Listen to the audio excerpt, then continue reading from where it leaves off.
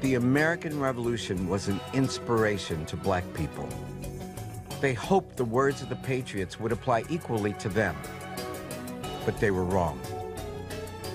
When the armies left the fields, we were a country of farmers, founded on notions of freedom, and our largest farms were worked by slaves. There were 700,000 slaves in the United States at its birth. They had no rights and no power, yet they were determined to hold America to its ideals. Their struggle would last for generations, and that struggle would fundamentally reshape the character of our nation.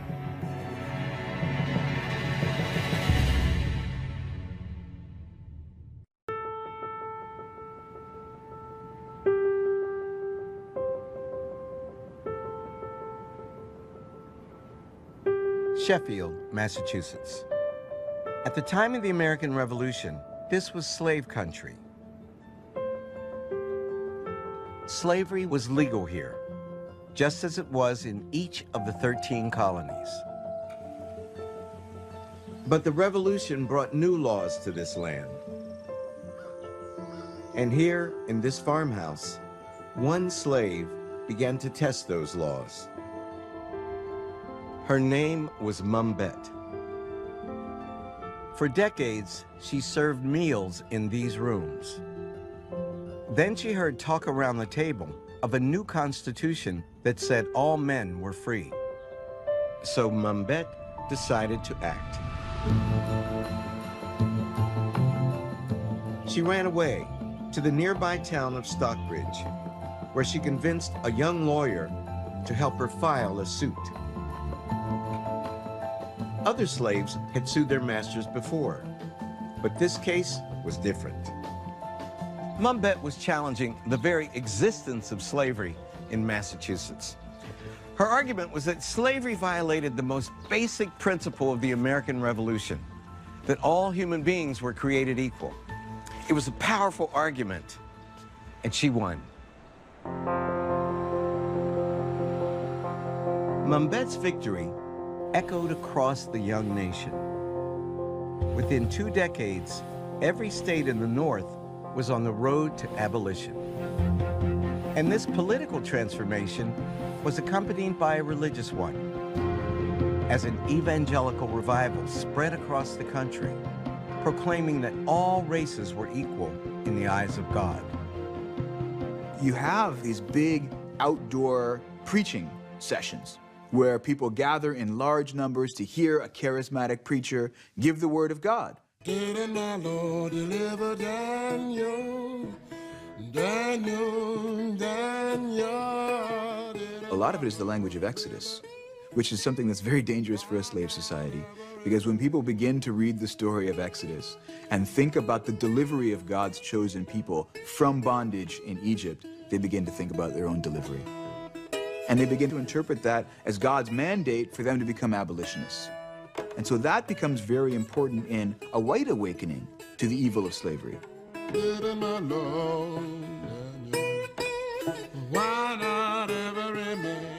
The evangelical movement also offered opportunities to black people. Among them, a young slave named Richard Allen.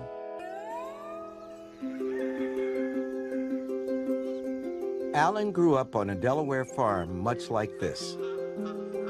In the woods nearby, he heard traveling preachers say that slavery was a mortal sin, and Allen hatched a plan to make his master listen. Now free, Richard Allen set out to share his faith with the world. He soon became a preacher himself, spreading the message of equality. And in the winter of 1786, he arrived here in Philadelphia.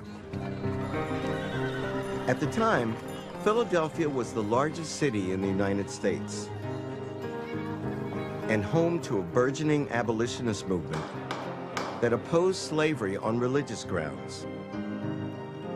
It was also a magnet for a steadily growing population of free black people. Allen resolved to start his own church, an African-American church, the first of its kind in the United States.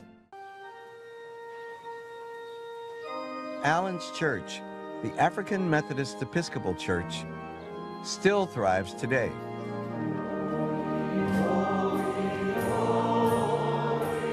This is just one of its 7,000 congregations around the globe. Gotta tell you, you all look wonderful down here. To a person from the early 19th century, Richard Allen would have been like what President Barack Obama is to us today. He did what nobody thought was possible. And he showed that black people could create and sustain their own institution. Oh, absolutely. If you look at the modern civil rights movement, that really the blueprint was laid here. It started here, indeed. I mean, for example, Rosa Parks, here she is an AME member, a stewardess in an AME church in Alabama. And I am convinced that having heard the story of Allen's walkout all of her life, that as she sat on that bus, deep down, she knew that she was not, stepping out into uncharted territory. For one hopeful moment at the end of the 18th century, that question hung over the entire nation, North and South. Some Southerners began to free their slaves. Small, free black communities began to spring up in Southern cities. And it briefly seemed as if America might actually live up to the promise of its revolution.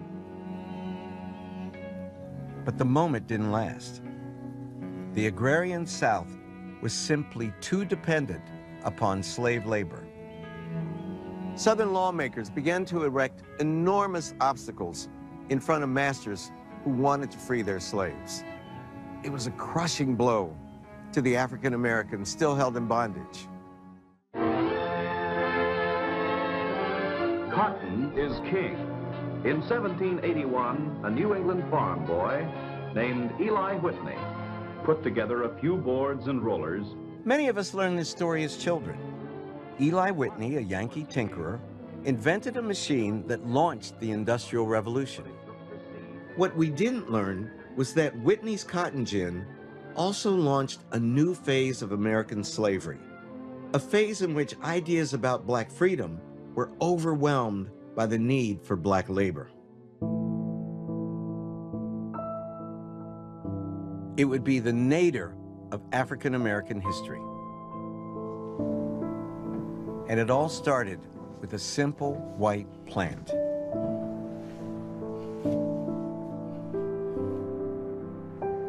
It was economically unfeasible to grow cotton before the cotton gin, because it took one individual about 10 hours to produce 1 pound of usable cotton. One individual, 10 hours, 1 pound. Right. Of clean cotton. Right, clean cotton. And so even the first primitive gin could produce about 50 pounds of cotton in one day. And very quickly they grow until eventually they're producing thousands of pounds of cotton a day. And this is the greatest economic boom in the history of the United States. Oh, sure. The whole country is benefiting from this, yeah. At the same time, the textile industry in Great Britain was exploding, creating enormous international demand for cotton clothing. Eli Whitney's gin merely provided the motor for a global economic machine, and slavery was its fuel. Everybody was getting a piece of it. All these northern bankers and marketing people, folks who owned the ships that transported the cotton, everybody was getting a piece of the pie. Cotton utterly transformed the United States, making fertile land from Georgia to Texas extraordinarily valuable. The fact that Native Americans lived on these lands was a temporary inconvenience, solved by a policy of Indian removal. The massive replacement of native populations with slave plantations. The high cost of purchasing even a single slave meant that most masters tried to breed their own labor force. And some went to great lengths to make it happen, from forced pairings of slave couples to rape. Of all the major slave societies in the New World, only in the United States did the slave population naturally increase over time. The 400,000 people that we imported from Africa had become nearly 4 million by the outbreak of the Civil War. The numbers are staggering, and so was the violence required to keep them all under control. This small museum in Walterboro, South Carolina, holds evidence of that violence. Objects that seem to come from the Middle Ages. Oh man, look at that. Yeah, for the neck. No way. They would pour salt in the wounds of people after they'd been whipped. Yeah. Men, women, children whipped. Slave muzzle. What had that person said? Why was that person being muzzled?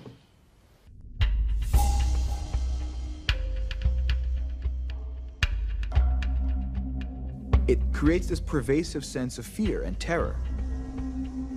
Slavery doesn't have to mean that you're whipped every day, you're raped every day, that you're tortured every day, to be incredibly destructive to one's spirit and soul and being.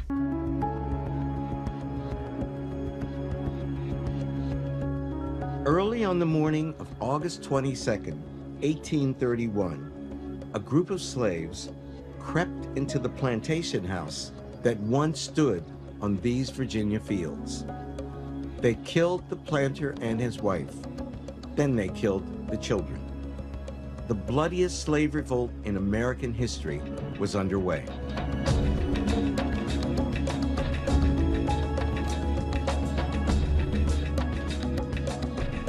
Over the next 2 days, more than 60 white people would die. They go house to house, and as they go, they pretty much kill every man, woman, and child that they can find. It was incredibly personal. These are the people that these rebels were killing were often people whom they'd grown up with, whose parents had enslaved their parents. The slaves were led by a man named Nat Turner, a self-styled prophet who claimed that God had told him to slay his enemies. In hindsight, his motives seem much simpler. Why did he do it? Why him? Why here? Why then? He did it because slavery was awful. Turner's revolt was crushed on this field by a local militia. Looking back, it's easy to see it as a suicide mission, the desperate act of a people pushed too far. But it was more than that.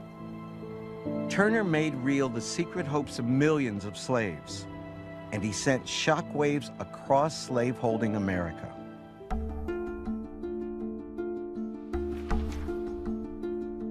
Frederick Douglass was raised by his grandmother, Betsy Bailey, in a cabin near these Maryland woods. For the first 6 years of his life, Betsy was the only family he really knew. But then, one morning, Betsy led him away from their home. She had been told to deliver him to work on a plantation 12 miles away. Douglass had no idea what was happening, but Betsy did. She had brought him here for one reason, and one reason only, this boy that she had raised and loved. And that was to abandon him. When they reached this house, Betsy told him to go play with some other children. Then she slipped away. He never saw her again. The way he remembers it in the autobiographies is as a childhood trauma, laying on the ground crying. And for a 6-year-old, it was as though his world had ended. Douglass would spend the next 14 years in slavery. Yet he refused to be broken. He kept trying to escape.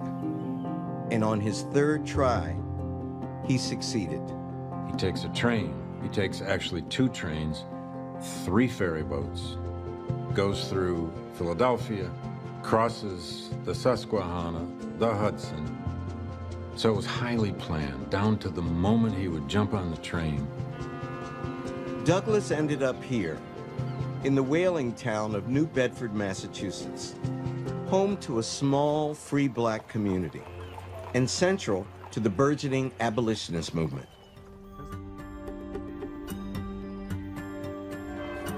In the summer of 1841, Douglas came here to Nantucket, Massachusetts, to speak at an anti-slavery convention. In the audience sat William Lloyd Garrison, the leading white abolitionist of the day. Douglas was just 23 years old, but he was about to alter history.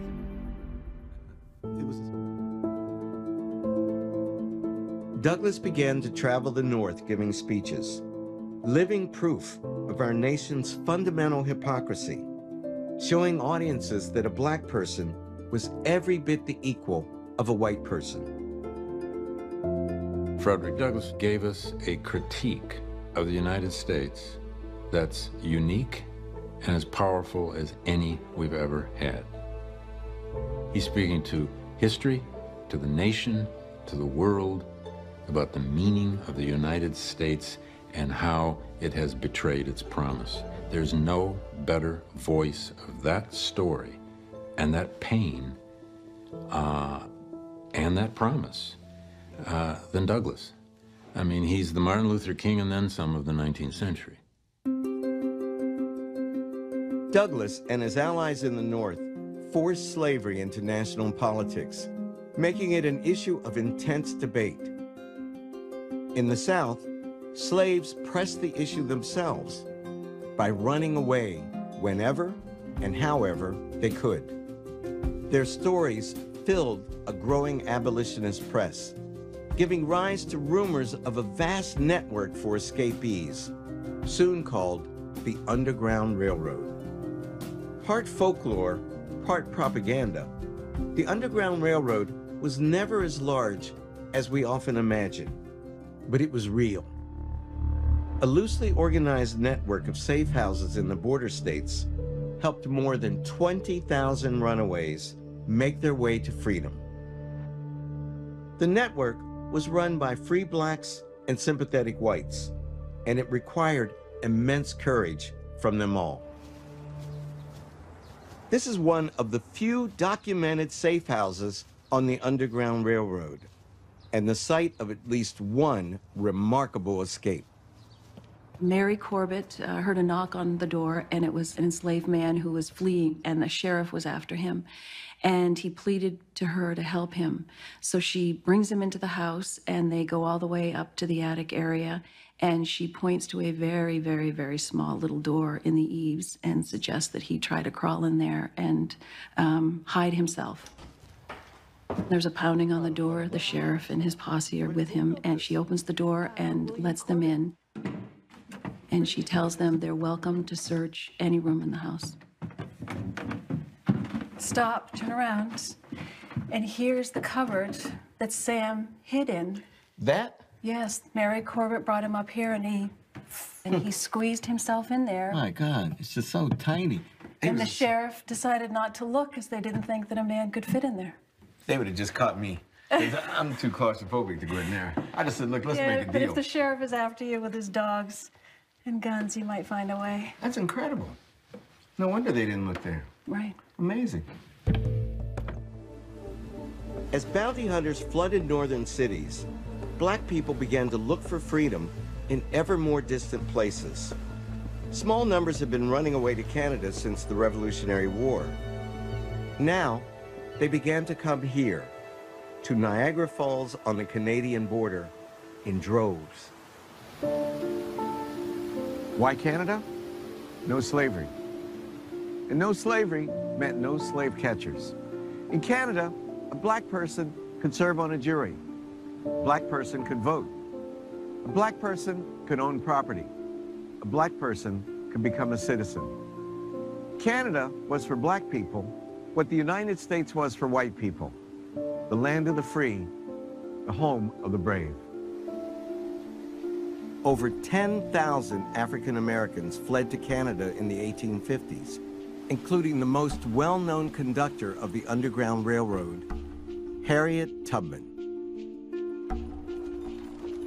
Tubman settled here in the tiny town of St. Catharines and joined this church, which became a hub for runaways. There are black families still living in this town who trace their roots back to those runaways. People whose ancestors took an almost unimaginable risk. Here is just one portion of the descendant wall from 1838 all the way to today. So this is portions of the Cassile family. You had to get out of the South, and you were on your own. What did you have? You didn't have a map, you didn't have the education, you had nothing. So you had to be able to rely on the North Star and yourself. When I was a youngster, we knew of the stories, but I never appreciated any of it, never looked back or even thought about it until I was grown. And then it's like, my God, my people did that? Mm-hmm. That's how we got here?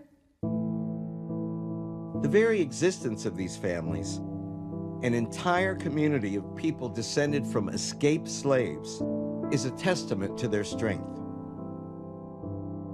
When I think about the Underground Railroad, it makes me want to claim slaves, right, as my ancestors, because they were genius in order to pull something off like this. I think about this and I think, wow, you know, slavery is not a shame on me, because my ancestors were some of the most creative, resourceful people in the history of the United States.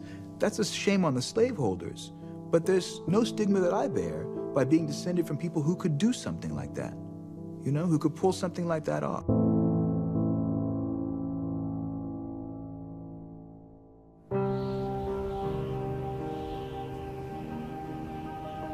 Covington, Kentucky, the northern border of the slaveholding South.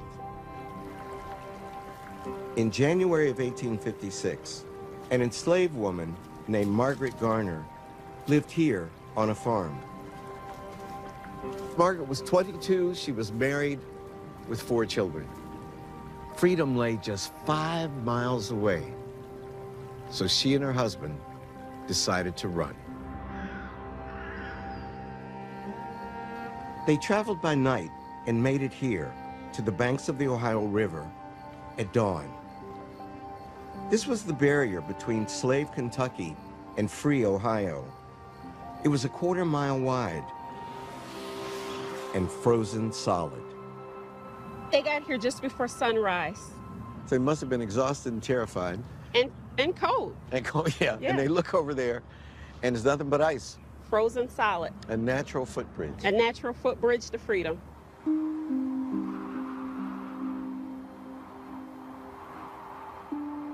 The Garners walked across the river, risking their lives with every step. And then they arrived at a small house in Ohio, owned by a free black man. But their triumph was short-lived. Within hours, federal marshals had tracked the family down. They got a big block of wood and start ramming in the door. They try to go into the windows, and outside a crowd is gathering, you know, just to see this scene taking place.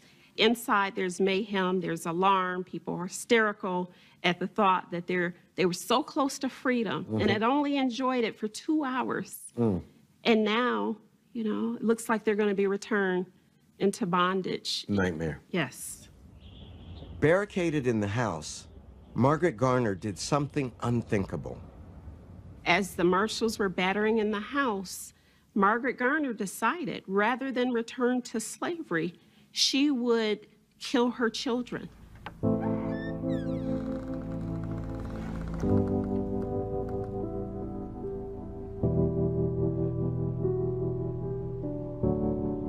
When the marshals finally broke in, they were confronted by a horrible scene. Margaret had slashed the throat of her daughter, Mary. Mary lay on the floor, dead. Hiding in the next room were her 2 young sons, still alive, but bruised and bleeding. Margaret, knife in hand, was quite clear about what she'd done and why. The only direct quote we have from Margaret Garner about the murder was, she says, "I did the best that a mother could do, and I would have done better and more for the rest. I've done the best I could. Meaning I would have killed them all. Right. If I could have. And for her, she said this to a couple of visitors who saw her when she was in jail, that this was freedom. She called her deceased toddler a bird for having flown into freedom.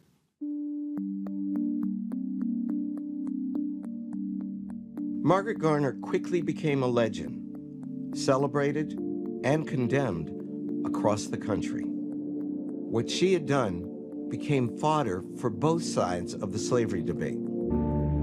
Southern whites claimed that Margaret showed that black people were subhuman, capable of monstrous deeds, and in need of their master's paternal care. Abolitionists claimed that Margaret revealed the essential inhumanity of bondage.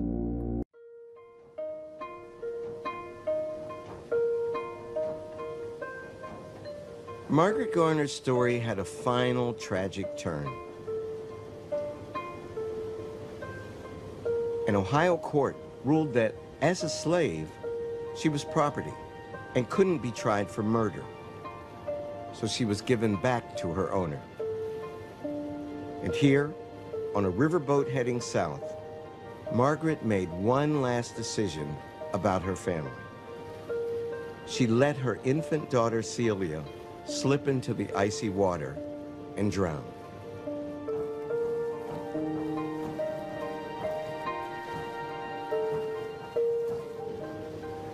If Celia had only lived 9 more years, she would have been free. But Margaret couldn't have possibly known that. Margaret preferred to kill her own children rather than to allow them to live the social death of slavery. It was a horrifying decision, but it tells us something about the America of its time. Slavery was so deeply embedded in the nation that violence seemed the only way to end it. And much more violence was coming.